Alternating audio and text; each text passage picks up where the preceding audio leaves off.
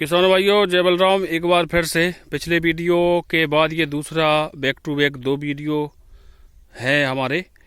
पहले हमने जो मिलाया था वो चीज़ हमने उस पहले वीडियो में डाल दी है पार्ट 1 में, और पार्ट 2 में आ गए हम अब खेत में। और एक बार और रिकैप कर देते हैं क्या क्या मिलाया था। यदि हम इस चने की बात करें तो ये है JG 315 और वहाँ पर है JG 36। तो ओल्ड इज गोल्ड है, तो ये ओरिजिनल JNKB से 15 साल पहले लाए थे और बढ़िया उत्पादन दे रहा है। पिछली बार ये 10 और 11 का एवरेज इसने दिया था।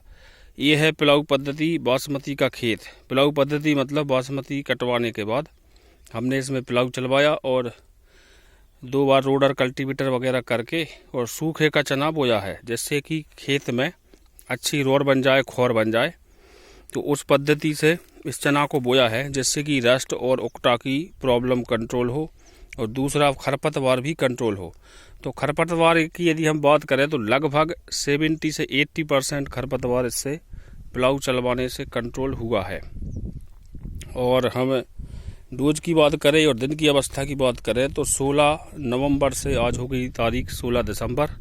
और आज हम क्या है, मंडी नहीं गए हैं। आज खेत से हम लाइव कुछ वीडियो शूट कर रहे हैं।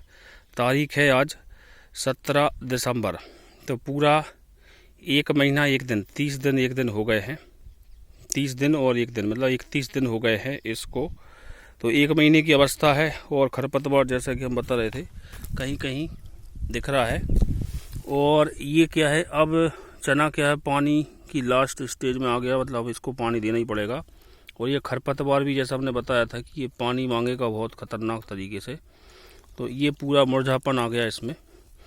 तो जब इसमें पानी लगेगा और ये उठेगा तब तक क्या है, चना अपना थोड़ा और बड़ा हो जाएगा। तो इसका जो पेड़ है झाड़ बना लेगा, तो उससे भी है अपने खरपतवार को खेत में कंट्रोल करेगा। यदि हम अवस्था की फिर से बात करें तो ये है 30 दिन की अवस्था में बढ़िया ब्रांचिंग की है। आप देख सकते हैं चना जो है बढ़िया ब्रांच कर रहा है और कोई दिक्कत नहीं है।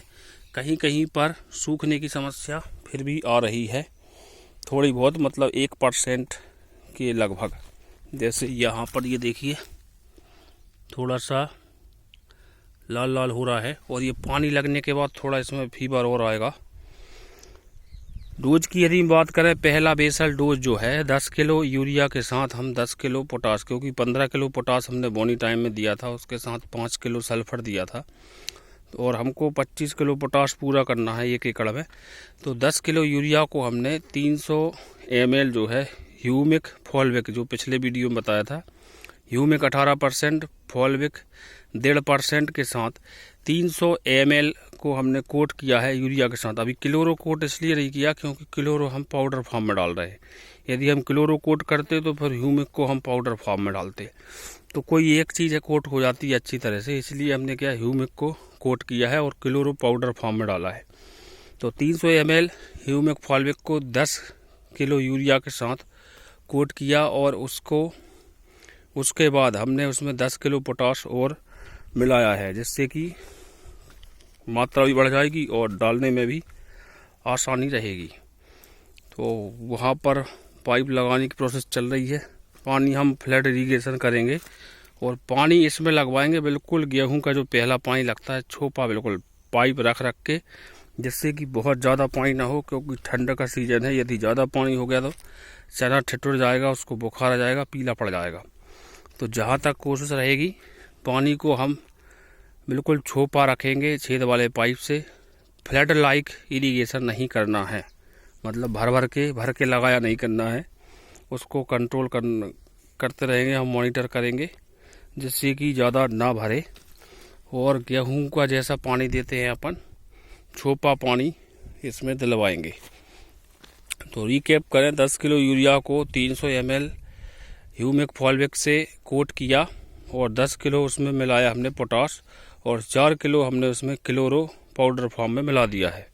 तो 4 किलो क्लोरो हो गई इंडोगल्फ की। और फिर इसमें मिलाया है हमने 500 ग्राम थायोफेनेट मिथाइल, क्योंकि उकसा ज़्यादा नहीं है।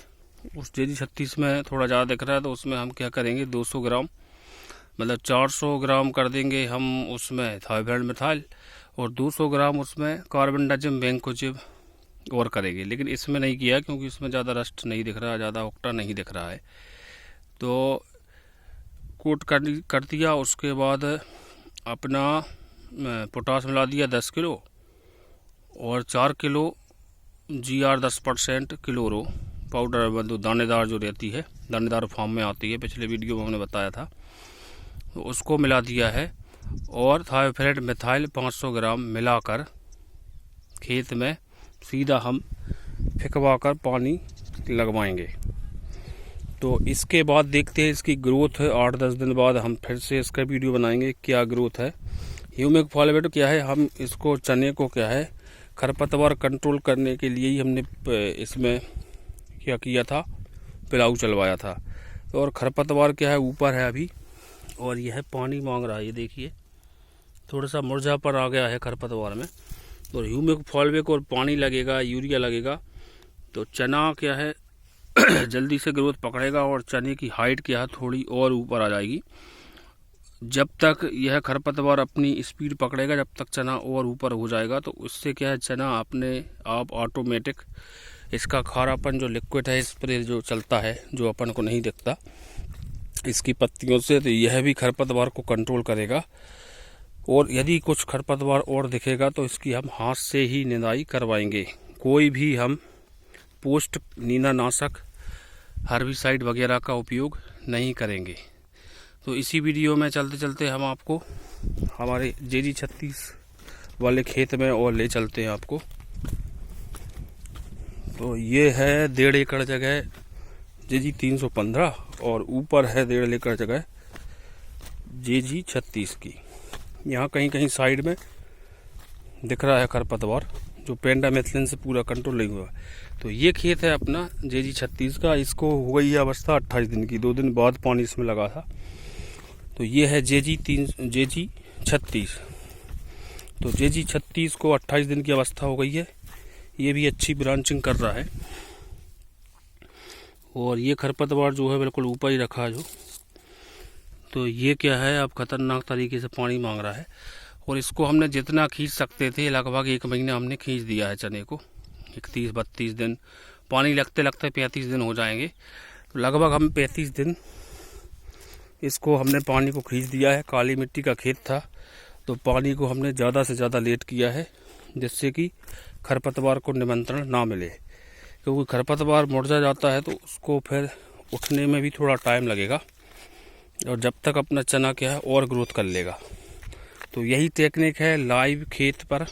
और लाइव खेती यूनिक आइडिया के तहत हम हर वीडियो खेत पर आकर खेत की स्थिति, फसल की स्थिति को दिखाकर ही वीडियो बनाते हैं।